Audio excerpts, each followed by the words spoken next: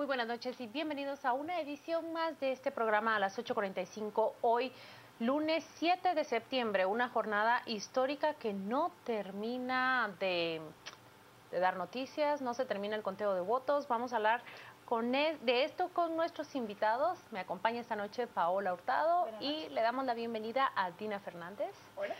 Directora del diario digital Soy 502, y también a Jorge Anderino, profesor universitario y analista político. Vamos a hablar sobre este conteo de votos, como ya lo hacíamos fuera de cámara.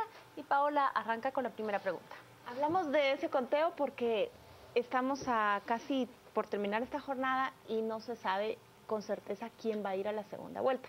Hay resultados oficiales, pero son preliminares. Y sabemos que el Tribunal Supremo Electoral tiene problema para contabilizar poco menos de 400 mesas electorales para decirnos en esa disputa tan reñida quién pasa a competir con Jimmy Morales.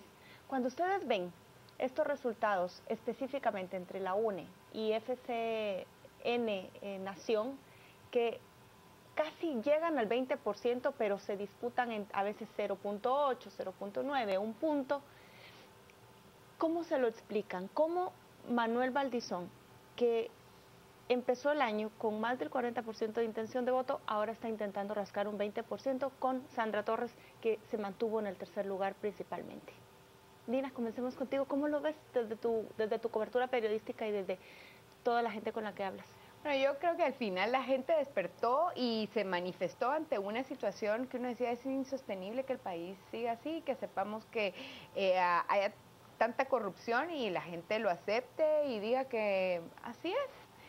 Yo creo que es una manifestación clara de decir hasta aquí ya no, y la gente lo manifestó en la calle, y después de haberlo manifestado en la calle, lo manifestó en las urnas también. Ahora, si era algo que yo al menos no esperaba, de ninguna manera.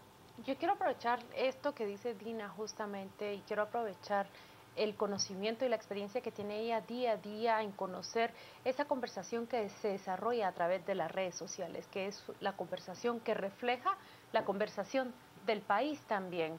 Ese sentimiento y esa comparación que la gente empezó a hacer entre Manuel Valdizón y Otto Pérez Molina crece en agosto. ¿Crees que sea una de las causas para interpretar y entender esa caída tan estrepitosa que él tuvo?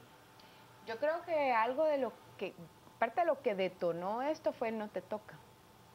De verdad, yo creo que la gente se lo apropió. Le cayó mal que le dijeran le toca. O sea, que era un poco como, así se impone, así es y aguántense. Y la gente contestó, no te toca. Y si ustedes se recuerdan, le contestó, no te toca a todos. Yo eso lo vi muy fuerte desde el principio. Y si ustedes se recuerdan también, hay varias cosas que detonaron esto, pero ¿se acuerdan del seminarista aquel que sacó el cartel en la asamblea del PP? Parte de lo que decía era PP igual líder, creo yo. Entonces, eso creo yo que caló en la conciencia de los guatemaltecos. Señor Torino, ¿cómo ve la disputa entre Torres y Valdizón? Bueno, me parece que es algo que no se tenía precisamente en el contexto político de este momento. Se pensaba, de acuerdo a la respuesta de las últimas encuestas, que era el partido de Manuel Valdizón el que iba a estar quizá en una primera, punteando en las elecciones, y luego una disputa en una segunda vuelta con otros partidos. Sin embargo, esto ha presentado un escenario novedoso, diferente, y diferente a los últimos años que hemos tenido elecciones también, porque presenta un margen muy corto para poder determinar quién va a esa segunda vuelta. Y esto hoy más que nunca es importante en virtud de todos los eventos que están pasando en las elecciones, la quema de urnas, las posibles impugnaciones de votos. Hoy más que nunca el tribunal y las juntas receptoras de votos tienen que dar al final todos sus resultados. Jorge Mario, ¿cómo interpreta ese mensaje que ha dado Sandra Torres hoy al final de la tarde cuando dice soy yo la persona que pasa a segunda vuelta y un 2% aún pendiente de contar, pero ella habla con claridad y certeza, es lo que refleja en esa conferencia de prensa, para decir esto se disputa entre Jimmy Morales y Sandra Torres y deja completamente fuera de la escena electoral a Manuel Valdizón? Bueno, me parece que es una estrategia política de ella en este momento, cuando hay pareciera una intencionalidad de que efectivamente la segunda vuelta electoral será el partido de la UNE la que acompañe a Jimmy Morales. Sin embargo, creo que aún hace falta que esas mesas terminen de contarse. No hubo tampoco un pronunciamiento hasta el día de mañana de parte de Manuel Valdizón, y eso coadyuva. Había un silencio de parte de los dos partidos políticos, y en medio de todo el Tribunal Supremo Electoral está pidiendo paciencia, está pidiendo que esperemos en los últimos resultados, pero es una jugada política para ponerse en el imaginario de los votantes, en el imaginario de posibles alianzas electorales, como lo dijo hoy, y bueno, adelantó un poco la movida. Adelantó el riesgo porque si se revierte la tendencia, ella sería el tercer lugar, queda fuera y tendría que reconocer doble derrota. Hablemos del ganador que va a esta primera vuelta, Jimmy Morales. Con Dina estábamos ayer en el centro de cómputo cuando él arribó y no podíamos darle crédito a la cantidad de periodistas que se le dejaron ir encima tratando de buscar su declaración. Y hoy ya ha dado varias entrevistas. Hay dos frases que a mí me llaman la atención, que tal vez podemos discutir brevemente. Cuando él nos dice ayer que él no es que haya hecho bien las cosas, es que Valdizón hizo todo muy mal. Y hoy dice que si Líder y UNE pasan a segunda vuelta, seguro le ganan. No sé si es demasiada candidez o una muy fina estrategia para hacerse parecer como un perdedor y conseguir lo contrario. ¿Cómo lo ves, Dina? ¿Cómo está comunicándose él? Yo creo que él sí tiene experiencia comunicándose con su audiencia y yo creo que para él sí es bueno sacar, por ejemplo, ayer de las primeras cosas que dijo también fue: yo no soy capaz, yo no soy la persona más capaz, pero lo que Guatemala necesita es recuperar confianza en sí misma. Y es así, antes de que me digan, digo, porque él ya sabe que ese es el cuestionamiento constante de las personas hacia él. Entonces él lo enfrenta primero y dice: miren, sí, yo no soy la persona más capaz, pero aquí estoy y voy a poner mi mejor esfuerzo. Y entonces la gente dice, bueno, lo ve con empatía, y la gente que votó por él también lo sabe. O sea, la gente que votó por él porque es el personaje ajeno. Y después yo creo que genuinamente debe estar preocupado. Yo ayer le veía en el gesto. ¿Porque puede ganar? Sí, porque ayer igual en la tarima, donde nosotros estuvimos en la tarima donde él celebró con la gente en la casa del partido, ya de madrugada. Y él ahí les dijo: nosotros estábamos por la presidencia en el 2019, pero aquí estamos. Y les digo, yo me siento contento de estar con ustedes, pero también me siento preocupado porque todos los problemas de Guatemala ahora recaen sobre mí. Yo creo que genuinamente él debe estar preocupado. Yo estaría preocupada. Retomemos esas palabras, Dina, y quiero que nos comentes qué piensas sobre esa votación. Pareciera que el voto de castigo no se va a la segunda vuelta, sino se celebra y se aplica ese castigo del votante desde la primera ronda. Yo creería que, yo comparto la opinión, es un voto y él lo sabe, es un voto de castigo lo que él recibió. Yo creo que eventualmente lo que las personas están pensando en ese proceso de comunicación es que efectivamente quien está ahora en ese proceso de primera vuelta es alguien que no tiene esa experiencia política, pero así pareciera que las personas quieren a alguien que no tenga esa experiencia, y creo que lo está explotando. Y el voto de castigo, creo que inicialmente platicaban ustedes con Dina sobre este tema. Creo que la alianza que hizo, alianza perversa que hizo el Partido Patriota con el partido de Manuel Valdizón desde la elección de el organismo judicial y de las Cortes de Apelaciones el año pasado, desde ahí se denotó. Por eso sí es un voto de castigo ahora, porque se le ha hecho el imaginario de una alianza que tal vez no está definida ni está clara, pero que sí en actos y en acciones del legislativo se pudo ver los mismos discursos. Pero yo creería que hay que dividir, tal vez hay dentro del universo de votantes, tal vez hay algunos que sí trasladan que sí van a trasladar ese voto de castigo a la segunda vuelta, y hay otros, tal vez diría yo, más urbanos, que no lo van a hacer. Y en esa segunda vuelta, Jimmy Morales contra Torres o contra Valdizón, es verdad que la gente sabe que él no tiene la preparación, la garra política para navegar en una contienda como esta, pero va a llegar un momento en que se lo van a empezar a exigir. Y hay un momento en el que él va a tener que hacer una estrategia de defensa o de ataque, dependiendo cómo decida él, para el competidor que le va a atacar. Más que en eso, ¿quiénes son los que lo rodean para empañar ese aura de impoluto, de que no está manchado de ningún partido político y va a verse seguramente cualquier vinculación? ¿Cómo visualiza usted esta segunda campaña de lo que se viene? Bueno, me parece que en mes y medio que nos queda de aquí al 25 de octubre, difícilmente él va a alcanzar a tener esa preparación o inclusive una composición de un equipo tan fortalecido como tal vez se esperaría en la población. Yo creo que él apuesta por seguir con esa imagen de bonachón, una imagen de no político y de hacer una abertura, una convocatoria. De hecho, lo dijo hoy en la conferencia de prensa que iba a estar dispuesto a escuchar y a recibir propuestas. Ese creo que va a tomar su estrategia. Sin embargo, yo creo que esperaríamos que debiera ser un debate serio, un debate más profundo. A mí no me han gustado los debates con tantos candidatos porque las personas tienen un minuto para poder responder preguntas y exponer sus planes.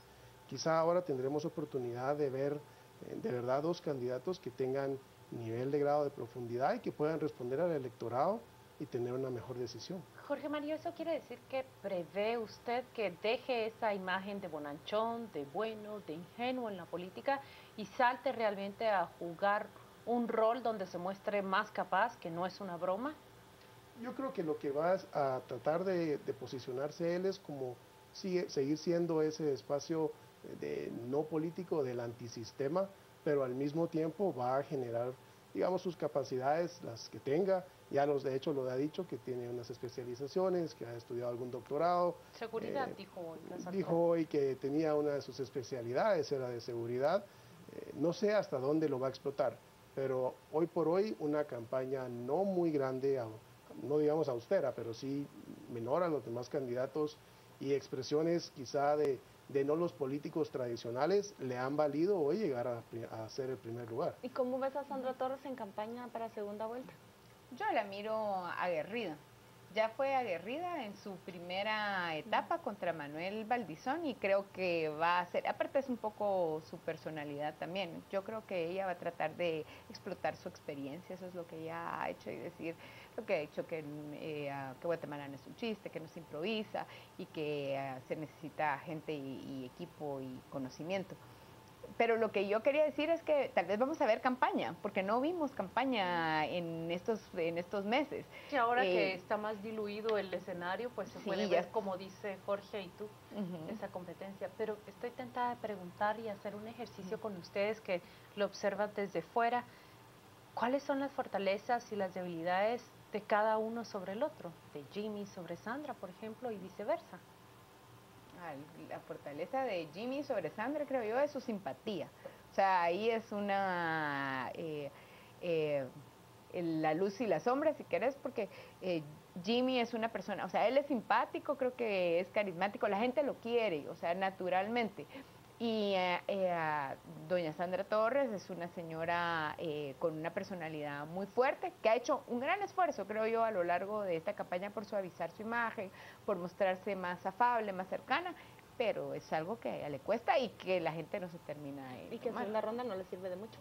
Sí. Sí, yo creo que efectivamente coincido con Dina, creo que una de las cualidades más importantes de Jimmy es efectivamente tener una empatía hacia sus electores y no creo que eso vaya a cambiar. Creo que los electores no están viendo hoy por hoy si el plan de trabajo está desarrollado, si la persona es quizá la más idónea. Hoy por hoy están viéndolo a él como el candidato contrario a los políticos tradicionales y creo que esa es una gran ventaja para él y una desventaja muy grande para la candidata de la UNE, a pesar de su experiencia, a pesar de que lo pueda llegar a decir que tiene muchos equipos de trabajo y un plan muy desarrollado, eso no es lo que la gente hoy por hoy está escuchando.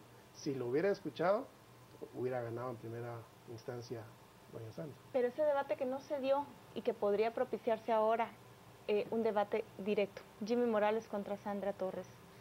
Es que eso es fundamental. ¿A quién le va bien, a quién le va mal? Yo creo que ahí va a tener mucho que decir doña Sandra por esa experiencia. Ahí está la fortaleza de ella. Ahí está la fortaleza, seguro. Depende, porque si la gente no quiere eso, sino que quiere al inexperto que mejor aprenda en el camino, sí, pero aquí La clave, creo yo, para Jimmy Morales es que no cometa errores graves o terribles durante los debates, que pueda hacer un debate que permita discusión de ciertos temas, no profundidad como lo ha estado haciendo, que da respuestas someras, pero si comete errores muy graves, como eventualmente se podría tener de alguien que no tiene esa experiencia, quizá eso sí le puede hacer mella. Y que al final tal vez la gente, tiene usted razón, que la gente lo que quiere oír es esa profesión de honestidad y de que yo soy diferente a ellos. Preferible, en conclusión, escuchar, no lo sé hacer, voy a aprender en el camino, que escuchar, lo sé hacer, tengo el equipo y tengo el partido para tomar las riendas de este país. Vamos a ver qué nos dicen en las redes sociales quienes nos acompañan desde su casa. Juan Carlos Sandoval en la pantalla para leer sus mensajes. Dice Sam Méndez Arreza, gracias, buenas noches. Vámonos a las redes. César Ponce nos dice, recuerden que el presidente es el representante del Ejecutivo, todo dependerá del equipo de trabajo que tenga. Edgar, esa señora Sandra Torres que cree que ya no se nos olvidó lo que hizo cuando gobernó la UNE, está perdida. El señor Polanco nos plantea, más que castigo, es una muestra de que no son ellos los que deciden y eso hay que ratificarlo en la segunda vuelta. ¿Por qué el TSE se demora tanto para dar información total? Allí hay algo escondido. ¿Por qué no había pasado antes que tardaran tanto? Bueno, sí había pasado, regularmente pasa. Que ese margen, lo que pasa es que no le poníamos tanta atención. Ya estaba todo resuelto.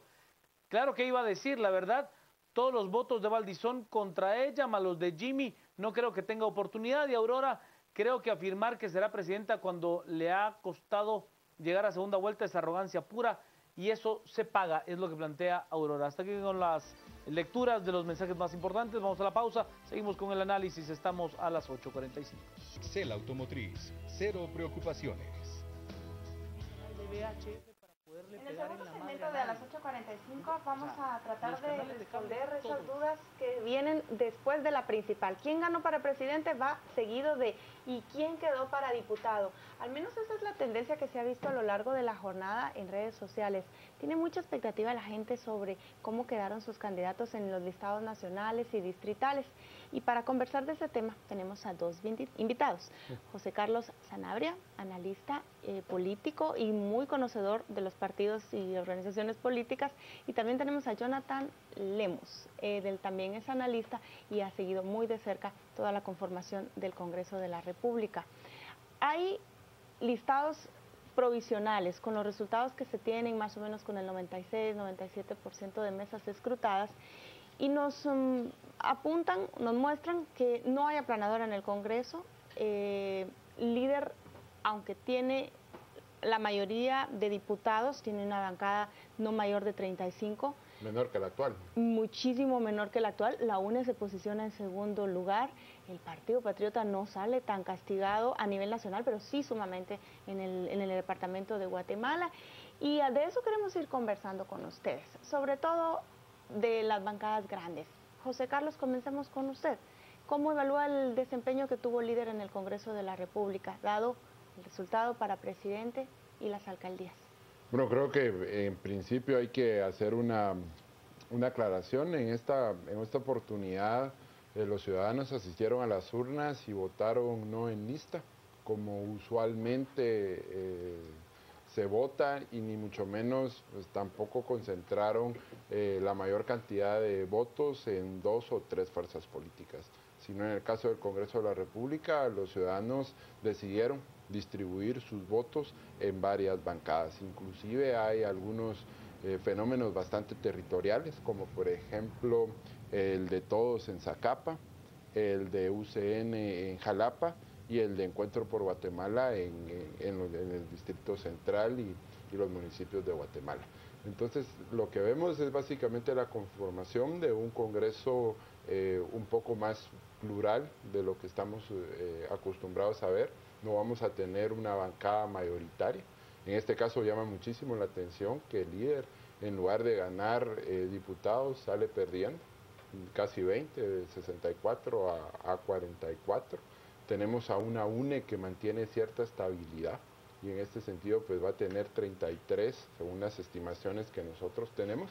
Entonces creo que vamos a tener un Congreso incluso donde Hay bancadas como la del PP, con todos que tienen entre 17 y 18, según nuestras estimaciones, que van a ser bancadas bisagra, van a ser bancadas que van a jugar roles muy importantes, principalmente para buscar las alianzas.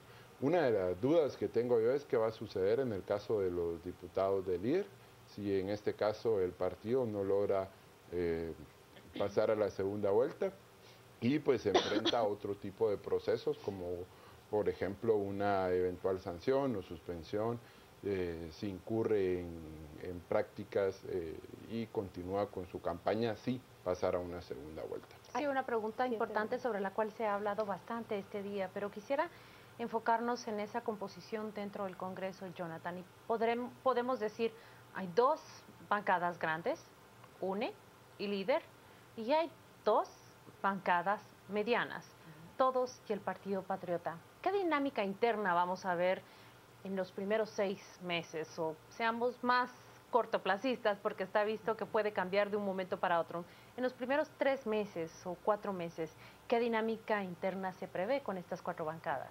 Bueno, antes de proyectarnos a cómo se comportarían los diputados electos a partir del 14 de enero, a mí me gustaría quizás definir todo este proceso de elección de diputados como un proceso de cambio conservador, pero muy alentador.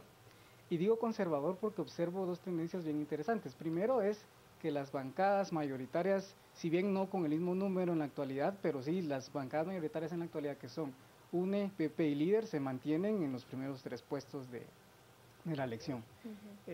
Hemos estado 4 meses con un rechazo de la ciudadanía a la clase política, pero a pesar de eso, observamos que esos 3 partidos se mantienen, claro, con números más bajos, pero ahí vemos de que todavía se mantiene un poco pues esa estructura, digamos, conservadores.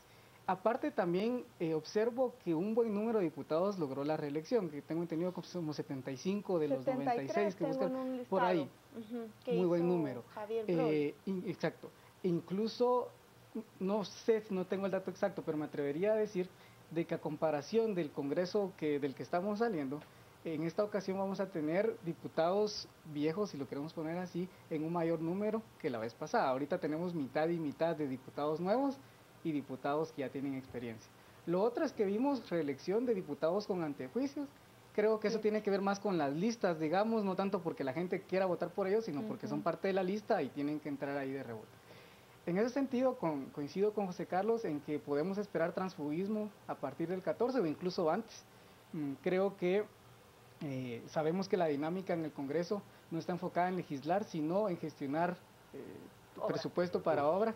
Y aquí pasa el sentido de que si no tenemos a Manuel Valdizón en una segunda vuelta, pues todos estos diputados del líder van a buscar migrar a un partido que les pueda garantizar esos recursos, ya sea el FCN o la UNE, en caso de sean estos dos los que pasen a la segunda vuelta.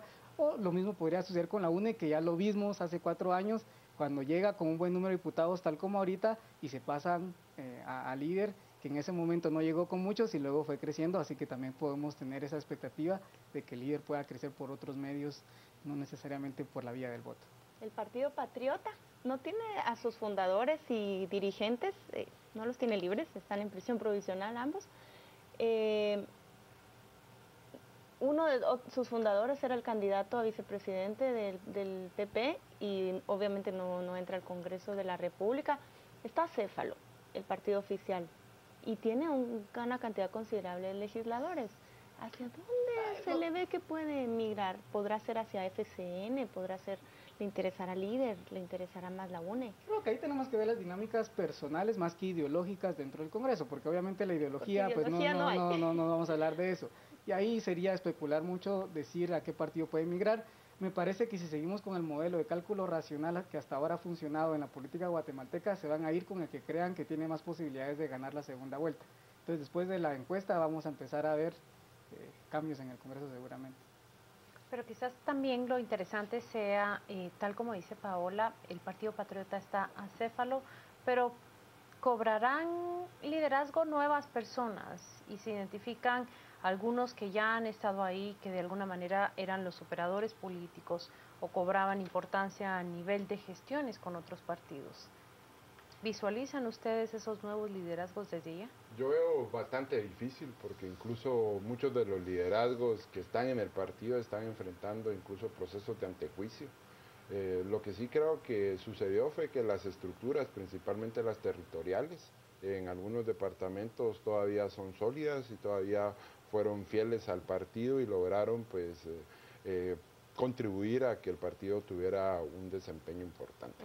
Entonces creo que en alguna medida eso pues básicamente nos refiere a un tema que nosotros hemos hablado siempre, que son los mecanismos de democracia interna, que son aquellos que permiten no solo la renovación de cuadros partidarios, sino dinámicas que permitan que en los partidos políticos las diferentes corrientes partidarias puedan coexistir o en este caso pues resolver diferencias internas entre los diferentes liderazgos. Creo que muy bien en este sentido pues la lógica de los recursos puede ser una lógica que vaya a ir determinando hacia dónde van cada uno de los diputados. En este caso, por ejemplo, si diputados de bancadas que no tienen acceso, por ejemplo, a muchos recursos o pueden en este caso pues buscar sumarse a un partido que sí les ofrezca oportunidades en términos de acceder a diferentes recursos. Entonces sí creo que ese puede ser una de las variables, como muy bien decía Jonathan, que nos va a ir marcando la pauta más allá de las variables ideológicas partidarias que no necesariamente definen hacia dónde se va un diputado o no. Yo de hecho pensaría que los diputados que lograron la reelección con el Partido Patriota y se mantuvieron en el partido no lo hacen por una convicción de querer invertir en el partido o querer mantener el partido, sino porque la crisis lo llegó justamente a escasos días del cierre de candidaturas. Entonces ya no encontraron un espacio en otro partido para poder migrar. Creo que ahorita lograron el objetivo, algunos de ellos, no todos obviamente, de poder mantenerse en el Congreso, y yo sí estoy 100% seguro de que el Partido Patriota es una marca muerta a partir desde el 19 Yo también estoy de acuerdo Marca con usted. muerta. Hay un detalle que creo que es importante también resaltar en medio de la discusión de la elección en el legislativo, y es que yo creo que la ciudadanía se comportó o emitió su voto con muchísima información. Creo que como producto de esta crisis, como producto de la discusión que se dio no solo de los diputados, de las funciones, sino de aquellos casos especiales que están enfrentando en estos momentos procesos judiciales, la gente sí asistió a las urnas y emitió un voto bastante consciente, Con bastante un número, con una reflexivo. cifra récord, según. No, incluso el Tribunal Supremo ese es Electoral. otro detalle importante de este Altísimos, proceso más de electoral, 70. que aumentó y que el voto nulo, que era una de las tendencias que se preveían por muchos analistas, al final de cuentas fue básicamente la tendencia que se ha mantenido en los últimos procesos electorales. Y al contrario, el voto de las personas fue un voto muy sofisticado, porque sabían elegir al candidato a presidente, sabían elegir a su candidato a alcalde y a su candidato a diputado, y esos no representaban o no estaban en el mismo partido. Déjenme darles nombres de los, por ejemplo, los que tienen procesos en proceso y podrían tener que dejar la curul si estos avanzan. Está Baudilio Hichos, del Partido Líder en Chiquimula.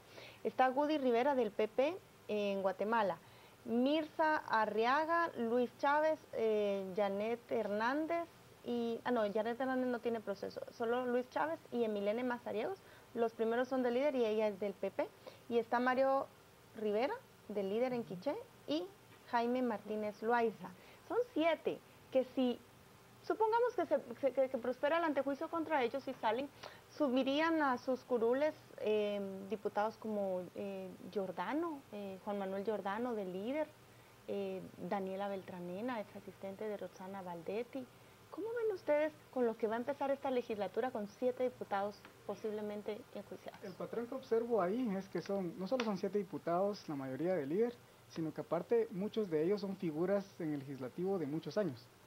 Al momento de que esto prospere, estos procesos judiciales prosperen, yo sí vería muy debilitado al Partido Líder, porque perdería líderes locales que han tenido una trayectoria quizás con el uso de clientelismo y demás, pero que han estado en el Congreso por muchos años y que al final son una fuerza importante en el Congreso. O sea, perder esos liderazgos y que los suplentes sean personas que no necesariamente tienen la experiencia o el reconocimiento en sus distritos, me parece que sería un golpe durísimo para el partido. Le corrijo ahí el dato porque Daniela Beltranena no subiría si uno de los que mencioné sale. Ella no entró en el listado distrital. Por cierto, al Patriota le fue muy mal acá en el departamento de Guatemala. Pero hemos hablado bastante de esa dinámica interna y justamente esa era una de mis preguntas. ¿Qué pasa cuando esos liderazgos que tienen toda la experiencia pueden dar un paso abajo y desaparecer completamente el Congreso? Allí intuyo que hay ambigüedad. Pero hay una pregunta más importante y no podemos dejar esta mesa sin abordarla. ¿Qué dinámica se prevé entre este nuevo Congreso con un voto tan sofisticado como lo han llamado ustedes, tan distribuido como lo ha calificado Jonathan, y el Ejecutivo? ¿Cuál va a ser esa dinámica? Yo creo que depende de quién llegue al Ejecutivo. Pero Sandra si no, Torres, por ejemplo, o Jimmy Morales. Hagamos el ejercicio rápidamente con ambos. Yo, por ejemplo, con Sandra Torres creo que tendría una bancada un poco más sólida. En la bancada de la UNE, en este caso, hay muchos diputados que tienen muchísima experiencia, incluso algunos que han jugado roles de operadores políticos. Entonces sí vería pues algunas facilidades para que el Ejecutivo, en este caso, pues tenga canales de comunicación con el Legislativo y en este caso pues avance la agenda legislativa. Con Jimmy La Morales, ¿cuál sería diferencia la es situación? precisamente que no tiene una bancada importante, que no tiene una estructura partidaria y entre los diputados que tiene ese bloque en el Congreso no hay experiencia como la que sí tiene la UNE. Entonces ahí vería pues mayores dificultades para encontrar operadores políticos que hagan avanzar una agenda legislativa. Muy rápidamente, Jonathan, que se nos acaban los minutos, el mismo ejercicio con uno y con otro. Yo creo que en ambos casos, para ser más rápido, en ambos casos tendríamos una parálisis legislativa como la hemos estado teniendo. Es positivo la diferencia de poderes y demás, pero al final esa construcción de alianzas a mí sí me preocupa porque no llegamos a tener los números necesarios para aprobar las reformas que el país necesita. Como la ley electoral, por ejemplo, y evitar el transfugismo, que no estaríamos hablando de ahorita quién se va a pasar a qué bando a partir de esta semana. Va a ser un poquito más difícil esas negociaciones porque son tantas las bancadas que podrían aportar números para esas aprobaciones que yo no veo esperanza en cuanto a que aumente el número de decretos aprobados en el Congreso. Gracias a los dos. Gracias.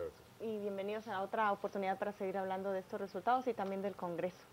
Vamos ahora a pasar con Juan Carlos Sandoval, quien nos cuenta qué comentaron ustedes en las redes sociales. Gracias, Paola. Nos vamos a las redes. Tenemos mensajes.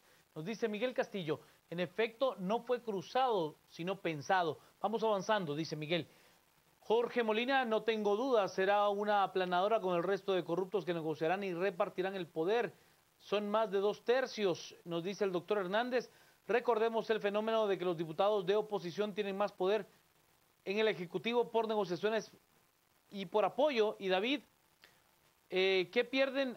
Ojo que pierden de vista, es que la manifestación fue un 3.7% de los que votaron. Ustedes creían que eran la voz del pueblo, pero no es así, es lo que plantea David. Momento de irnos a la pausa, quédese con nosotros, tenemos ya el debate, usaremos resultados electorales como nuestro hashtag de la noche. Resultados electorales, hablamos por supuesto de los diferentes resultados, tanto a nivel de diputaciones como de corporaciones municipales del departamento de Guatemala y a nivel presidencial. Resultados electorales, nuestro hashtag de la noche. Ana Lucía Mazariegos y Mario Rosales en el debate.